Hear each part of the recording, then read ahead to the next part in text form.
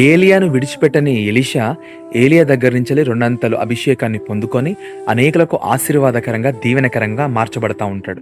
కానీ గెహజీని చూసినట్లయితే అతను ఎలీషా దగ్గరనే ఉంటాడు.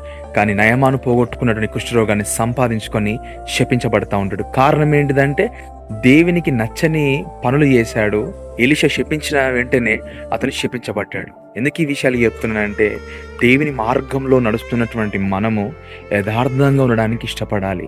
దేవుని యొక్క మార్గంలో నడుస్తున్నటువంటి మనము ఆయన రాకడ పర్యాంతరము వరకు మనం ముందుకు ఆత్మీయంగా, పరిశుద్ధంగా, దేవునికి నచ్చేలా బ్రతకడానికి మనం ముందుకు సాగిపోయినట్లయితే దేవుడు తప్పకుండా భౌతికంగా దీవిస్తాడు, ఆత్మీయంగా దీవిస్తాడు, అనేకులకు ఆశీర్వాదకరంగా మారుస్తూ ఉంటాడు. కాబట్టి ఎందుకు ఈ విషయాలు చెప్తున్నానంటే గెహజీ వలె కాకుండా మనము ఎలీషా వలె మనము ముందుకు సాగిపోదాం, ఆత్మీయతలో ఎదుగుదాం, అనేకులకు దీవెనకరంగా మార్చబడదాం.